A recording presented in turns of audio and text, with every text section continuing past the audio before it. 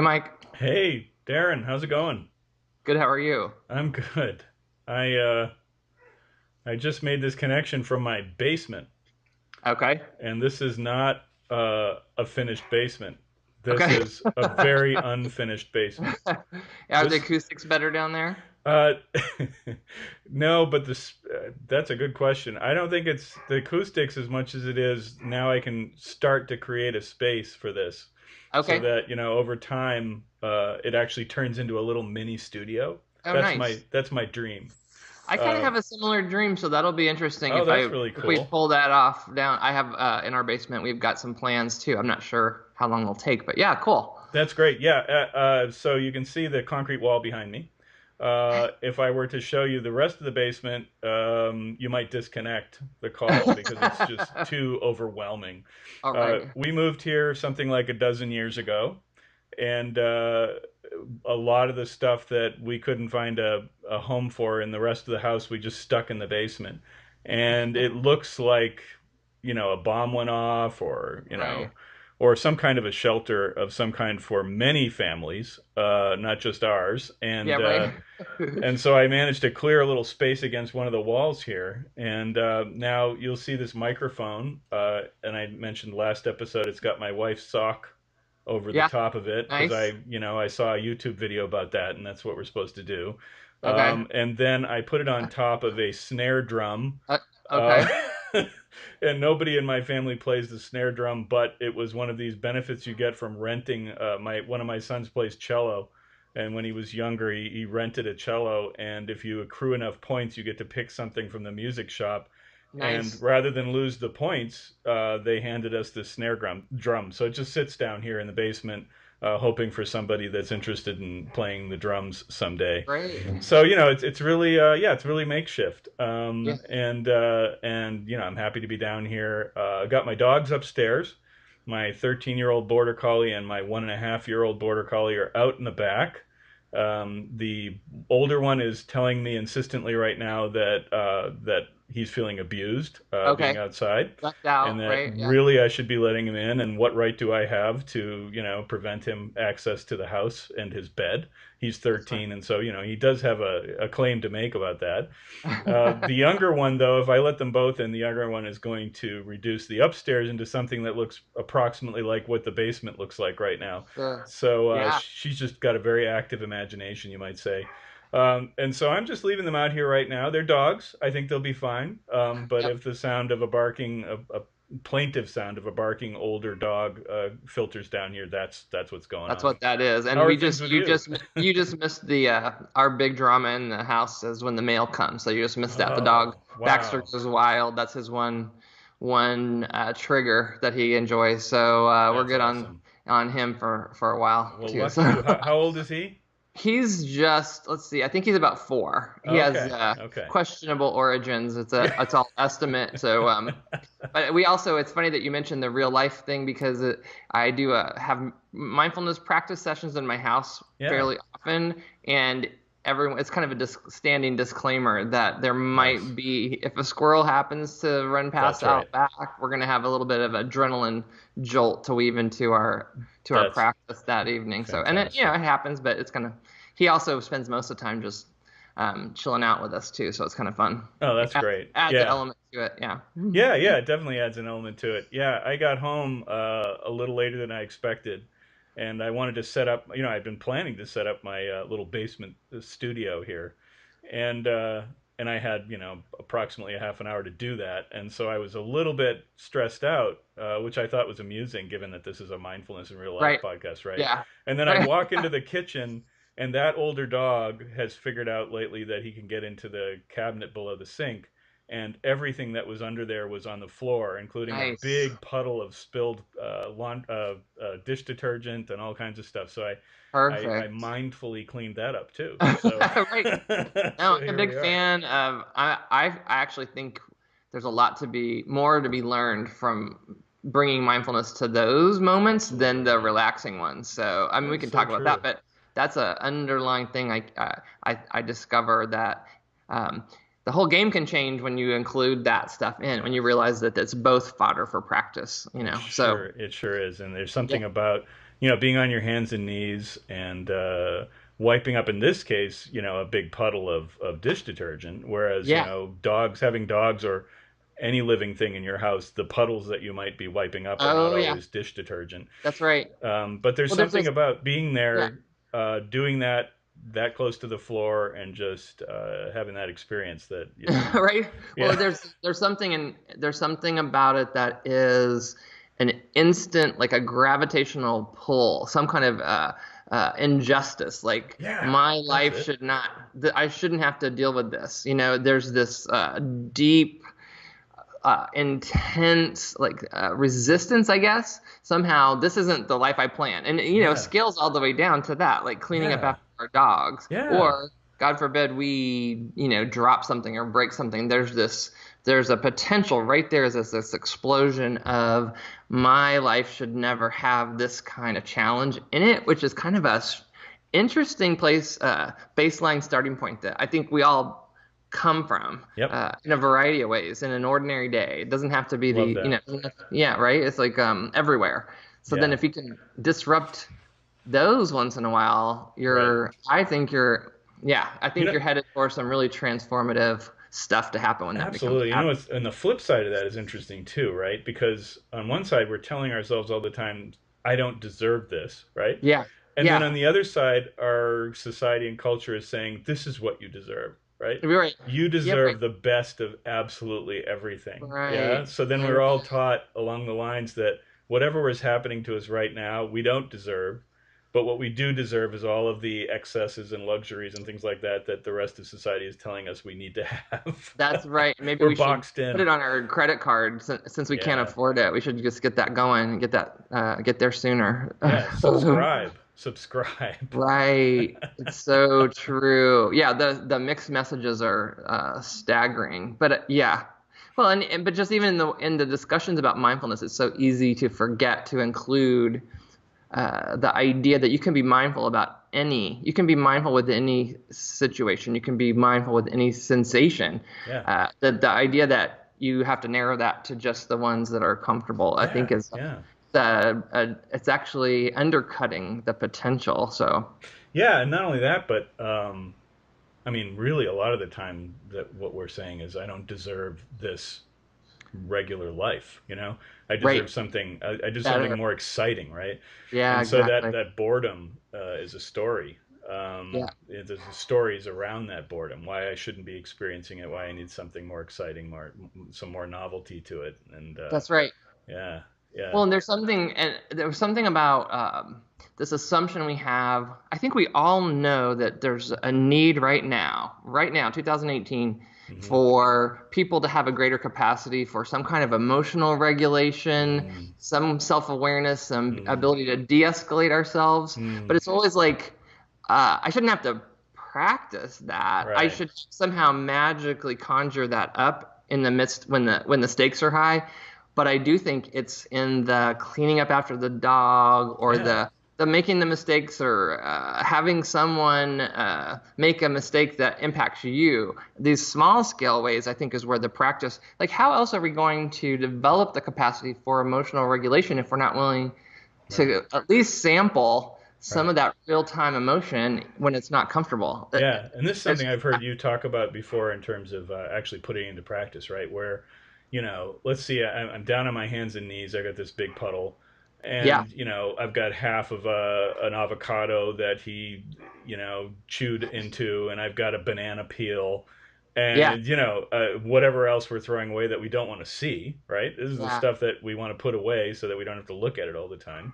And yeah, there it is, right in front of me. right. The full ugliness and beauty of my existence. And Yep. I just think, there you are, down on your hands and knees. And this is something you hear a lot of times from I hear this from my own mind, and I hear it from other people, the students that I work with.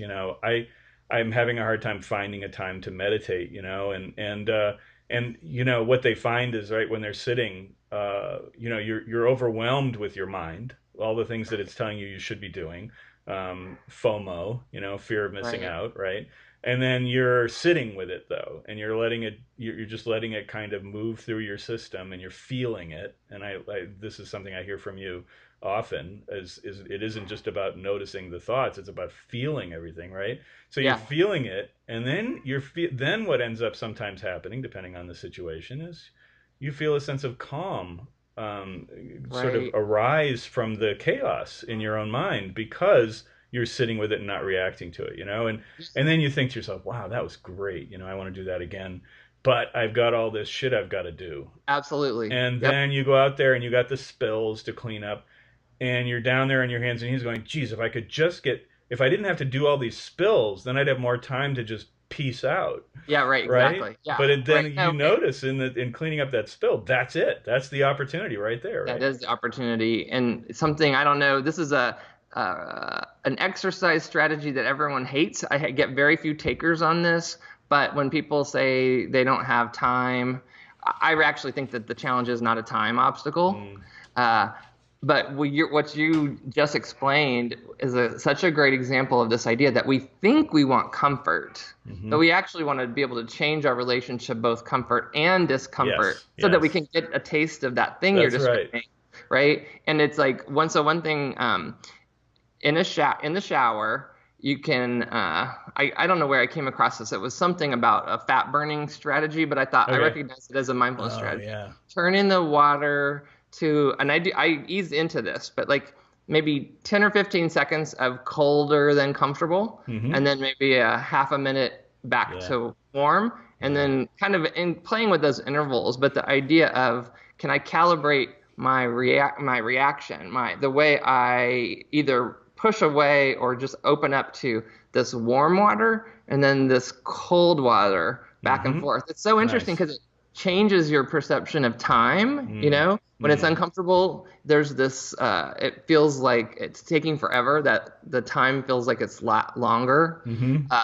but anyway, it's a really interesting thing. And I guarantee people, if you're willing to even try a few repetitions of that, it, it gets you quickly into a momentum where you're sort of just more flexible Mm. about comfort Mm. versus discomfort, for that, That's like awesome. following that. Yeah, So that's such a great practice. And it just, I don't know if there's anybody watching this who is coming in so new that they're saying, okay, they're talking about this thing, mindfulness, right? What the heck is that? yeah, And so, based on what you just on that exercise that you just gave us, maybe I'll take a moment and we can kind of share our own definitions a little bit, because one of my I keep coming back around to, I mean, it's been tweaked a lot, and in some cases by some rejected, but John Kabat-Zinn's very basic hands-on definition of mindfulness, just I keep returning to it because hmm, there's some truth to it, and it's just paying attention on purpose right, in the present moment, non-judgmentally. And so, right, the perfect example of that, right? And so you can do that when you're sitting and meditating, which means, you could follow the breath that's coming in and out of your body, your favorite place of feeling that, and just bringing your attention gently back to that breathing. Or you can do it with sounds, like the sound of the younger border collie yep, telling me that this is ridiculous. I can't believe I don't deserve this. yeah, yeah, right, and exactly. then That's and right. then and then you have, but then you have the right. That's the real life part. And so you have this kind of opportunity in the shower here to turn it to cold, and then you get to watch your stories come up. Right, you get Yeah, your right, stories like, I don't deserve this cold. This is a right, hot shower, and I get in the shower to be comforted. yeah, You right, know, I get in there because I like the hot water. I like the feeling of the hot water. It relaxes me. I'm getting up in the morning maybe, and I need to wake up, and it's really nice to just wake up slow. And I like things that way. This is my routine. And then yeah, life comes along and throws us out of our routines. The spilled dish detergent, everything. right, And then we're confronted with that discomfort, and what you're asking us to do, right, is bring our attention to that present moment non judgmentally, yep, and just fully experience it. yep. And I think what helps is a couple tweaks of the definition or Yeah. clarifications, is that Yes. what I am talking about is very short in duration. The reason they have you noticing your breath is because half of a breath is just a handful of seconds. Mm. So that's what I'm shooting for when I'm turning towards something. And I actually turn that non-judgmental word around, because I think that non-judgmental, it sounds like critical. There's a critical. Anyway, I like to flip that around Mm, and say that can I bring a little curiosity or acceptance, nice. some kind of openness to it, Yeah. right? That, well, the tricky part is if I overinterpret what non-judgmental means, then I think I'm doing it wrong because I don't like that the water's cold, Mm, right? But there's got to be room for me to observe. I don't like that the water is cold. So right. that's not being judgmental. I'm actually turning my curiosity towards my Yes. emotional reaction to it. So, Yes.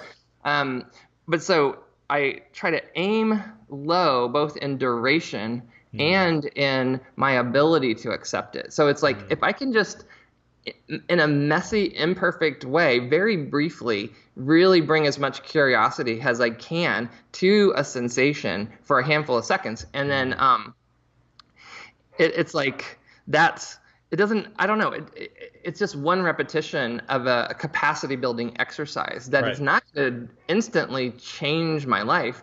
But it's like you said, we get into this habit of my life shouldn't be like this, and when's it going to get to the Yeah. more idealized Yeah. version I've Yeah. been waiting for. Yeah. So Exactly. we Yeah, it's forget. interesting. My older son practices mindfulness, both meditation and in real life, and he's cultivated his own approach, and he does that cold water thing, just like you Does it? mentioned, through no advice of mine, or he hadn't heard Nice. your example. He Yeah. just figured it out, and that's, I Yeah. think, one of the fun parts. I I guess love there's a it. couple of things I want to say about that. One is that we all can do that, right? We can all Exactly. figure out our own little That's exercises right. that give us a chance to play with that. And I love the word curiosity, and I think that has to be core. And by curiosity, we don't mean a kind of judgmental approach. We mean open, right? Open to the experience and saying, That's what's this right. going to do? What's That's what's right. happening to me right now?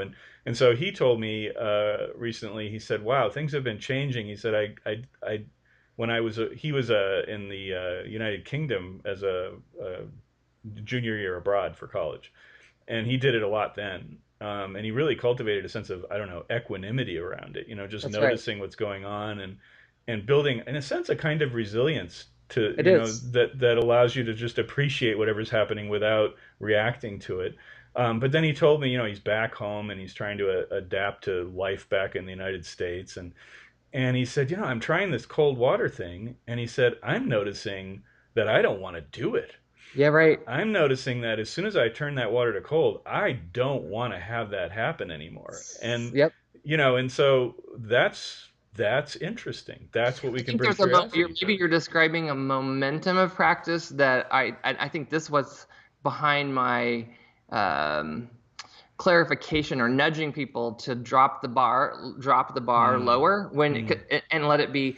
That's such an interesting. Yes, I totally relate to this. I mm. don't I don't want to turn towards my Right, discomforts any more than anybody else does. right. And I've also had a taste of doing it when I have my momentum is stronger, my concentration and my equanimity are stronger. I've had that Mm-hmm, taste, mm-hmm. but you can't count on that taste. No, It's you sort of like can't. Yeah, I can't wait. I can't decide that I want to go to the gym because it sounds like a good idea. right. It's more like how do I coax myself or even trick myself into doing it for a little bit with the idea that really what matters is my consistency over the long haul. Yeah, So it's the same principle, I think, that can I yeah. can I coax myself, like even cleaning up after the dog. I don't have to I don't have to perform spiritual transcendence. I just have to collect a few, or I don't have to do anything. Right, I'm right. There's an invitation to collect a few bits of data about what it means to be alive. Because guess what? It's not going to be the biggest challenge you face this year, and Yeah. certainly not in your life. But it's a micro hit of Yeah, it rehearsal is. I for love that what's word, micro hit. coming. I've heard you use that before, and it's awesome because Yeah. that really gets us to where we need to be, right? It's like titrating. It's like giving ourselves these little doses, Yep. and That's then right. watching what happens, and then building them if possible over time, and Yep. keeping that momentum going. Yeah, That's yeah, right. That's how it it's really that's how it cool. happens. Yeah, I love it. And yeah, they build up those little brief pauses. They accrue. Somehow. Yeah, and so got a little fruit Yeah. fly flying around here, which is Okay. more real life. Here's what I was thinking we could play with since we're talking Okay. about curiosity. In the very first introductory episode, we mentioned that we wanted to talk about the stories and Yep. what stories are all about and how they work with our minds, and the maybe the pros and cons of stories would be kind of interesting to explore. And so what I propose is that we listen to a little piece of a story. Okay. And this is from the podcast Heavyweight, which I'm a new listener, and just putting it out there, I'm not getting any commission for this. I love it. Yeah. Jonathan Goldstein is a journalist who's built this podcast as part of Gimlet Media, and it is the most entertaining and illuminating and inspiring podcast that I've listened to in a long time. It's one of many that I listen to, but it's one that I really think is great. And there's this, and what he does is he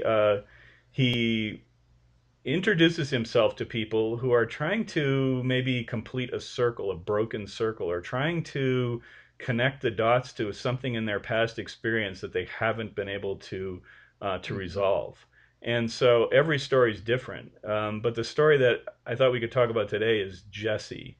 And this is a story of a young guy back in, what was it, 2013. And you've listened to this episode as Yep. well. Yep. 2013, he was T-boned by a car as he was pedaling his bike across an intersection, Hmm. and almost died. And the doctors thought he would never walk again. Pretty disastrous. And he got on with his life in such a way that that it was a surprise, I think, to a lot of us, because we hear about, maybe some of us have been in accidents, or we certainly hear of people who are, and it changes their life. But a lot of times we hear stories about how it changes it in the wrong direction. Right. Maybe they end up horribly maybe addicted to painkillers or Right. something like that. That's what makes this story about Jesse so, well, one of the things that makes it so different was that Yeah. he took it in a completely different direction. And so I've got a little bit of an excerpt to play. And because you and I are both new to the production side of doing all of this, I think what I might do, since we're familiar with the podcast right now, maybe what I'll do is just kind of insert it in Sure. between our conversation here, using the editing, Okay. and then so anybody watching this can then listen to that little piece. Jesse ended up surviving, and with his new life came an appreciation for all the things he'd never noticed before. The blue of the sky through the hospital window looked bluer somehow. The touch of a friend's hand at his bedside stirred his heart in a deeper way. When he was helped outside, the world below his feet felt like a strange and beautiful planet. Even the most familiar things were new again. If I had an apple that day, it was like the first time eating an apple. Every day got better and better, and it was easier and easier to see a life forward. And so every day now is kind of like a second chance.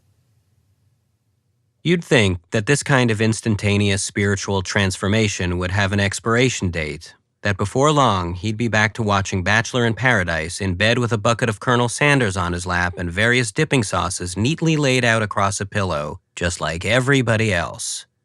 But for Jesse, these new feelings didn't fade. Over the next 5 months, as his doctors put him back together and taught him how to walk again, Jesse'd come to see that life before the accident, the life he tried so hard to hold on to, wasn't a life lived very deeply, that it was actually kind of superficial. It was a life distracting him from what was good about living. And so to mark the end of one life and the beginning of another, he changed his name, going from Jesse, a favorite moniker for TV uncles, to Jivana, Sanskrit for giver of light.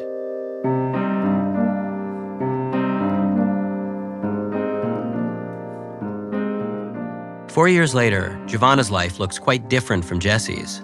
Jesse was always rushing, thinking about the future. But Jivana, helped by a cane, moved slowly. While Jesse enjoyed dancing and loud music, Jivana, deaf in one ear, leans in close when spoken to. In spite of living with constant pain, he likes this new life better than the old one.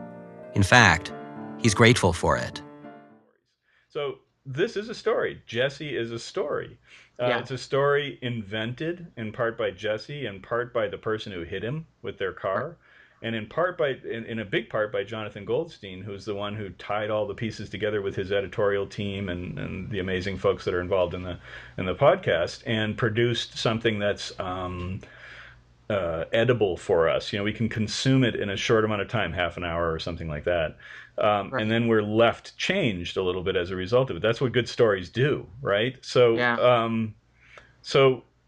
well, how would you like to start talking about it? Do you want to talk about it in terms of substance, or do you want to talk about it in terms of like what the story is, what's happening with stories Well, there? I guess I'll just jump in and see, and then you can see if this is where. Let's just see. Yeah. What I love about this, I love so many things about this particular example that you've selected here. I feel like it's pointing to how I filter a lot of the content I take in on a daily basis as far as podcasts and things. And what I notice is this isn't a story about mindfulness. It's not a story about meditation. It's a story about a human capacity that there was a fork in the road. There was a crisis point. There was an opportunity for a person to decide to relate to something really challenging. So the story component for me is I'm a character trying to get somewhere, trying to accomplish something, and I have this challenge. There's the literal story of him just trying to ride his bike somewhere, I don't know, to work or something. Yeah. But there's also I'm just trying to live my life as a young person. So there's that story too. Right. And then there's this shocking, surprising intersection with physics and nature and other people that there's so little of it that's in his control. And we learn later that there's a very similar perspective on the side of the driver. What I think is rare about this is we get such intimate glimpses into both of their perspectives eventually in the course of this conversation. But I've had this happen in other situations where, especially grief or extreme pain or extreme limitation, can cause people to slide over into a mode, which I think that the potential is for us to cultivate. It's like there's a human capacity we could cultivate, and it takes something more drastic or challenging happening to someone to reveal that capacity is there. So, nice. Yeah. Right? Absolutely right. And things that come to mind are like there's Evelyn Glennie is a woman who became deaf, and she became a professional musician as a percussionist. So it's like she learned to feel the music with her body. And there's a man who was born, I think he was born blind, but his parents allowed him to investigate the world without overprotecting him, and he learned to climb trees and things. And eventually he ride a bike by using kind of an echolocation. So these examples, when I hear people, it's something in how they have decided to respond to the difficulty. They start talking about their experience, and it sounds transformative.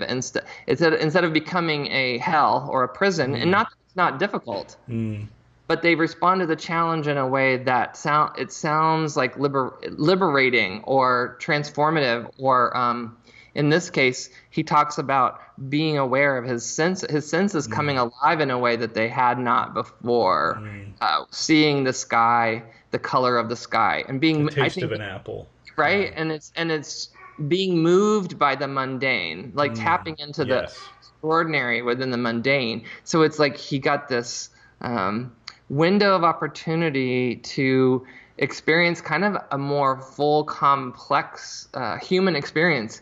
Not something he would ever, I think, wish for himself, but that it provided an opportunity for something that he wouldn't trade now that he's experienced it. Right. So the fact that this is a human capacity is really intriguing and encouraging to me. Agreed. Yeah. And one of the points that Jonathan Goldstein makes in the podcast is that what's unusual to him about this is we all come across stories where somebody experiences intense hardship, and it wakes them up to that capacity, as you say. It wakes them up, but it doesn't last.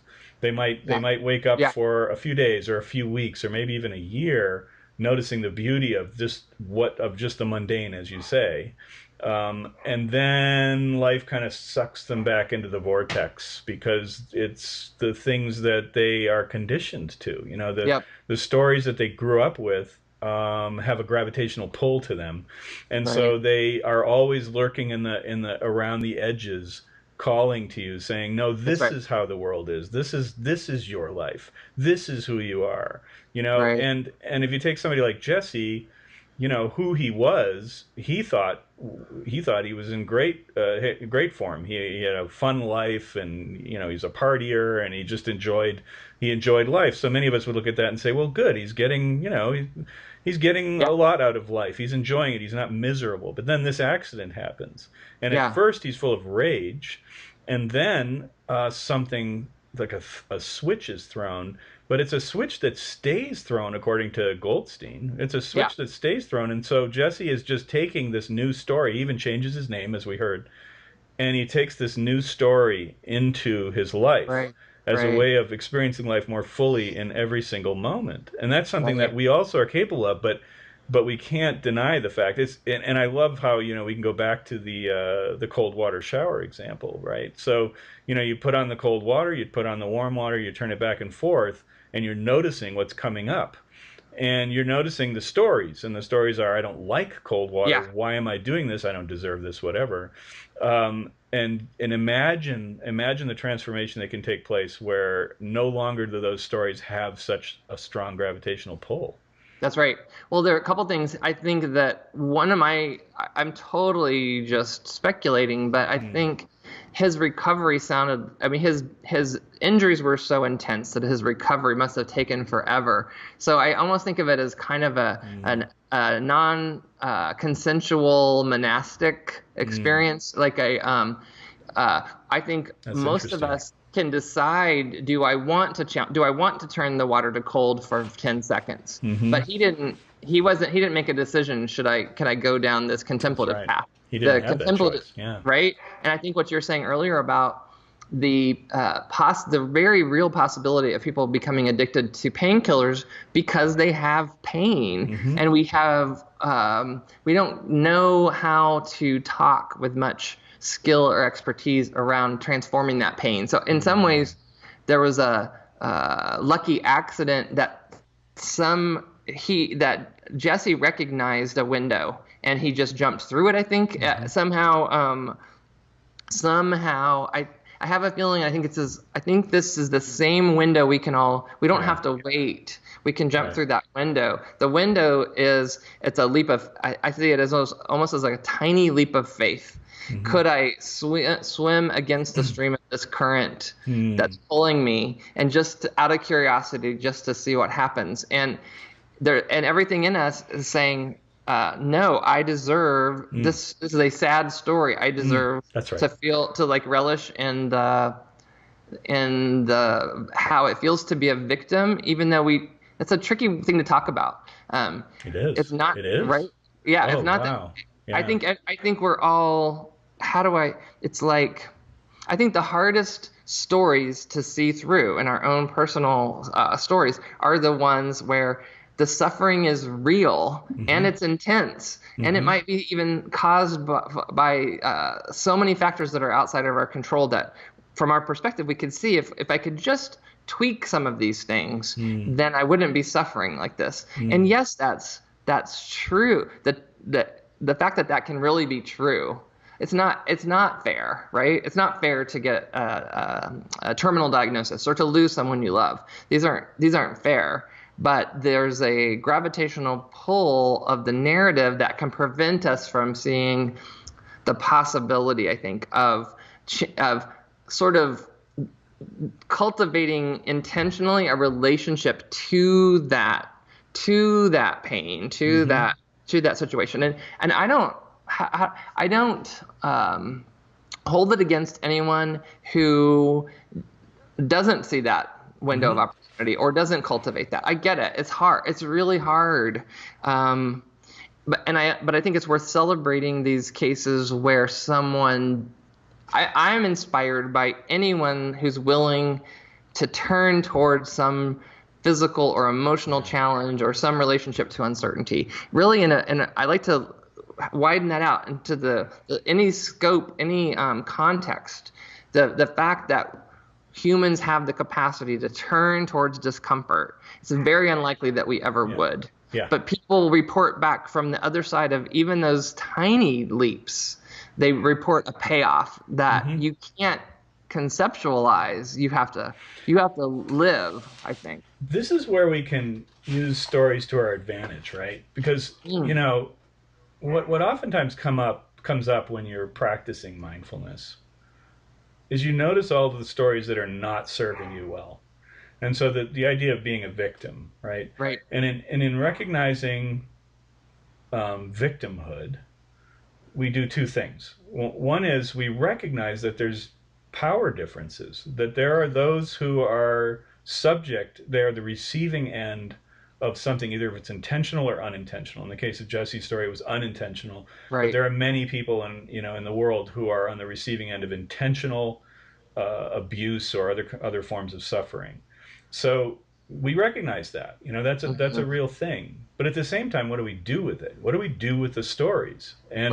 And so somehow, at least, from my own experience, and certainly from things that people I've talked to and other examples, oftentimes what we do is we build that into our sense of identity.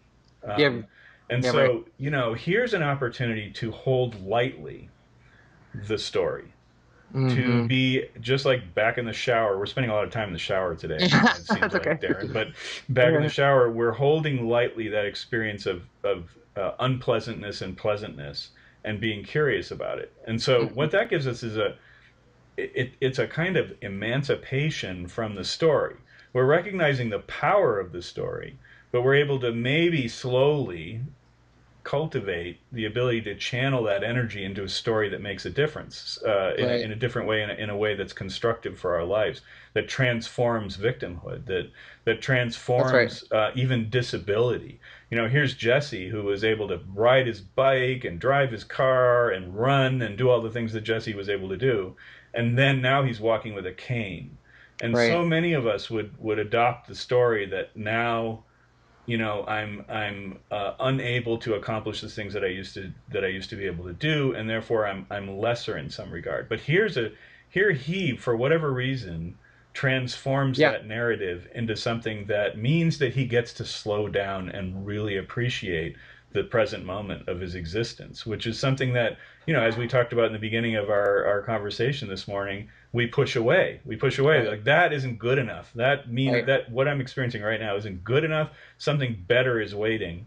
So I'm just going to live with this kind of angst around why I'm not experiencing a better moment.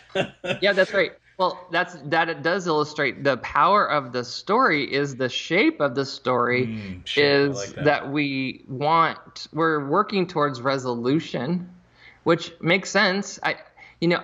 The story structure is not my enemy. It's the lack of familiarity I have with the impact of that story structure that becomes problematic, because not everything is resolvable. And I think where we get into trouble is we've heard stories where the outcome is good or resolved. We talk a lot about something in a situation like this. It could have been a very different story where someone was, I will not rest until I get some kind of justice in court. And this is not the path that these guys took. That's right. Which I find really interesting. But but the power of, or it's something you said earlier about sometimes the story, we can turn to the story to actually help us navigate this dilemma, right? And I think of things like in the stories that really move us, it's not a story if the character doesn't face a challenge, right? It would be a poem. It doesn't hook you. Yeah. Like, she left her house and there were beautiful flowers and she went home and had dinner. It's not. It's more, maybe there's a poem in there, but not a story that's going to move us. But if someone has challenge after challenge after challenge, and those challenges actually intensify in a good story until you get to the point where all hope is lost. I just saw the First Man about the Neil. I can't wait to see story. that. Yeah. But you have moments where this is getting harder and harder, and okay, this is, all hope has got to be lost now. And yet something on the other side of that losing hope, there's a leap into hanging in there regardless of how all the evidence suggests that this is hopeless. That's But right. staying engaged. I think of I was thinking the example sometimes, there was one of the Batman movies where his big challenge is to get out of some giant hole. He has to climb some wall. Yeah. Does this sound familiar? Not It's yet. like It's been a few years, I think. but it's a initiation into courage. He's down in this pit or this holding place, this prison, and the only way to get up is to climb up this wall. But there's a point at which there's going to be maybe a rope he's using or something, but there's just a little less rope than there is wall, right? Yes, So at yeah. some point, so he spends all this time waiting for someday he'll have the courage to make that leap, Yeah. that final few feet or inches. He's waiting for courage. And then, I'm pretty sure this is kind of a climactic point in the story where he realizes that courage will feel like terror as I leap Nice. into it. And that, right? It's not that and this is where I felt like there's a mindfulness lesson here. It's like, or a contemplative lesson. We're waiting for a capacity but we don't want to develop that capacity because Beautiful. we think that capacity will somehow magically give us an exemption from that, like, let's say the terror. I want to change my relationship to anxiety, but what I really want is the anxiety to go Go away. away. Yeah, exactly. But the way to transform your relationship to anxiety is to let yourself feel the fear and let it build to a peak at least more often than never, and That's right. frequently enough so you realize, oh, I have the capacity. I'm not defined by this fear. I have the capacity to feel it. Yeah. And when it comes to a peak, I can savor, I can learn so much about it as it's building and when it peaks and subsides, which is going to come in handy because that's going to come back. What I think is that sounds kind of too hard to do. So I want to make sure I say that it's a very changing your relationship to messiness, to discomfort, to uncertainty. I see it as a really long-term, like rest of my life project. Yeah. It's not something I get the riddle That's and right. now I'm suddenly transformed.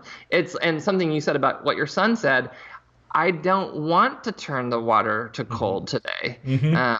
And so it's not a story of I went from someone who doesn't like discomfort to someone who now does. It's like I'm getting intimately familiar with how I instinctually resist discomfort and try to cling to comfort. And can I erode that default setting, I guess you would say, that baseline setting? Can I erode that through practice over time by disrupting it more often? Can I make those little leaps? Can I do it even though I'm afraid? Can I, right? Can I notice that what something seems to be communicating to me when I turn the water to cold is that I'm going to die. But if I feel Exactly. and it's very deep. It's a brainstem thing. Yeah, it's a brainstem thing. You're going to, you fool, you're going to die. Hypothermia. I mean, this is how people die, right? Yeah, this is how we die. Yeah. And then you feel it for 5 or 10 seconds and you don't die. And you're like, oh, wait a minute. What's great about that is that, I mean, and I'm noticing our time here, and we don't want to go too long. But what I'm hearing here is really valuable. I think many things are really valuable, but what you're saying, and one of those is that we don't, in some sense, we don't consciously write our own stories. They arise from experience, and so when you're a small child, you do something, you say something, you hear somebody else do or say something, and you build expectations around that, and then the story begins around what that means. You aren't sitting there consciously saying, okay, now I'm concluding this, or now I'm going to, now I'm going to understand life in this way. But instead, it gets built in, and I think it goes even deeper than that, right? Where this sense of I'm going to die when I turn on cold water. I mean, Yeah. on a conscious experience, that is simply not true. We know it isn't true. Right. Logically, we get it. Right, Yeah. and yet that terror It's real. of It's real. it's not just discomfort, as you point out. It's actually I am suffering now, and that kind of suffering, on some visceral level, means we're under threat. And That's so, right. So again, going back to this idea of curiosity and playfulness, this is what we're being called to do: is to play with discomfort, not treat it as something to be avoided, not treat it as something that we have to get through, but rather playfully experiencing it. And so, going back to what you said about micro hits, I think one thing jumped out at me about Jesse's story, and then I'll ask for your comments, and then maybe we could wrap it up until next time. But one of the things that grabbed me about Jesse's story is, as I mentioned before, he kept going. He kept going with this new awakened perspective on experience, and we don't know why, and I suspect Jesse doesn't know why. But I do suspect that there's something about Jesse's past that prepared him in some way. I think so that he may not recognize, and that we may not recognize, even if we were to hear about it. That paved the way for him to then take this into perhaps the rest of his life, this kind of awakening. And so for me, this idea of micro hits is not just interesting or useful for a mindfulness practice, but it's really sort of the core to living our lives fully.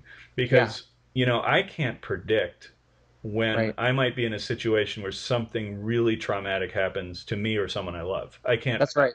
I cannot predict it. It could be tomorrow. It could be 5 minutes from now. It could be 10 years from now.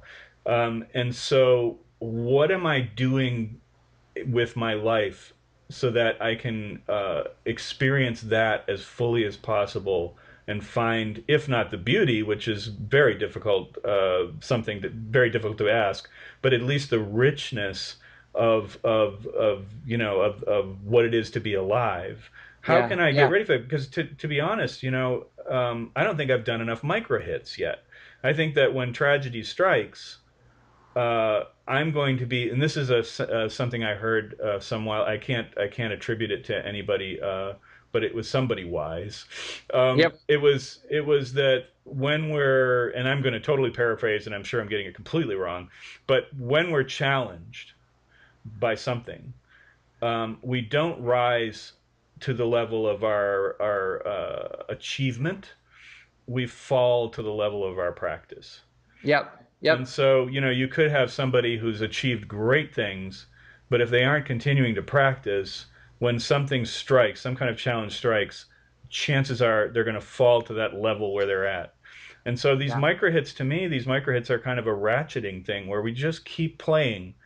We're not bringing, too much sobriety to it, but we're playing with this. And I think it's building a sense of resilience for when things happen to us that are really unpleasant, that in fact could be traumatic. Well, I think it's, and that's Archilochus. I just happen to know that because that's one of my favorite. Oh, thank you. Okay, perfect. So it's like awesome. Somebody very wise from the Greek culture. That's beautiful. Now you can tell me how wrong I got that statement. No, you're you're right on. And it's the essence of it, which I think, like you said, what I love about that quote is it's a reminder, or helps us get around this blind spot that mindfulness is about being relaxed all the time, but it's actually about you have this you have a capacity for engaging in your life that's beyond what you think is possible, because you can't imagine it, because it's not about imagining, it's about living. That's it. I think what's something in Jesse's story to me is he got a real taste of something, like he reports it in a sensory way. The sky Yes, he does. is Yeah. so blue. This apple is so delicious. It's like as if I've never eaten an apple before. And I think the danger in mindfulness is to try to turn that into a concept, or worse, a performance. So I'm going to go around eating apples spiritually. Yeah, but and so everybody sees me eating them spiritually too. Exactly. But the thing is, you actually don't want the thing to happen to you that's going to wake you up. That's right. Because it's going to be a difficult story. And then the danger is, something implied in his story is, his response to it could sound, if you're talking about a narrative, could sound passive. Why don't you want revenge? Why don't you insist on this?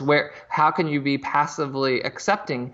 But his direct experience of his senses led to this paradoxically rich, even full of contradiction, that he's willing to not only step into briefly, but sort of make a personal commitment to, is what I hear. Yeah, and he's built up a momentum for that. And who knows where he'll take that next. Right. And I'm sure there are days when he doesn't want to practice as well. Like practice, there's some practice of overriding that. But the cool thing is, I think we have the capacity to make sense of the world, and it's very useful, and that's where narrative comes in. And then we have the capacity to sense the world, our bodies, our thoughts, our feelings, other people, the world around. We can sense things directly. When we're bound to the structure of a story, it requires resolution for me to be happy. I have to get rid of this in order to be happy. You got to have that sunset too. You got to have the sunset that you're riding off into. I have to win. Yeah. I have to win, right? Something like that. But then there's this, but just tasting something I'm eating, or just feeling a breeze, it doesn't sound like much, but it's actually a great way to live your life. Not that you're going to report on it and tell a story, or it's not going to go viral. It's interesting, if he just found the sky shockingly blue, we wouldn't be talking about him. It's what got in the way of sort of probably perched on somewhat of an abyss, deciding, do I want to live or not, right? And deciding that for some reason, just the wonder of ordinary human senses were enough to tip him to the side of, I want to continue living, actually, right. And then it becomes a daily recommitment to that. But one last thing I want to say is that if we're not careful with stories, if our stories are kind of a fog or a scaffolding that we're not even aware of, then we miss a lot of nuance. And I think that it's like something can sound like one kind of a story, and we just attribute our emotions to that fit it. The example I have is, we had a dog that eventually we had to put down, and it sounds like a sad story, but in my moment by moment tracking of my emotions that day, it wasn't a sad story. It felt like fear and a loss of control. It felt like, I hope we're doing the right thing. It didn't feel like my heart. Of course, my heart was breaking in the day itself and in the living of it. But the story sounds like a sad story, and the story in my body felt like a fear story. Yeah. So there's something about just shifting our attention slightly to what we can actually sense instead of trying to make sense. It's like deciding, like, when it's time to make sense, but also cultivate the capacity to just sense in the first place. That's right. And then they work together. It's almost like you're calibrating both somehow. Wow. Something liberating about that. There's so much in what you're saying. I mean, we've obviously got a lot more, many more episodes to do here. I love it. So much comes to mind. I love talking about the podcast. I think it's a great. At least it's fun for me. Let's I hope keep trying that and see if other people like it. It's great. So if anybody wants to suggest them, there's the comments underneath the YouTube video, and let's get some ideas, because we can riff on some of these things through the lens of mindfulness in real life. So. Yeah, and maybe over time we can start to generate a little. I definitely have sort of curating in my own mind a list of the podcasts that tend to be more likely to generate these kind of questions and exploration. So maybe we can work on something like that. So That sounds good, Darren. all Thanks right. again. Yeah, we'll Always be back fun to in talk touch to again you. soon. All right, All right. sounds great. Take care. All right, bye. Bye.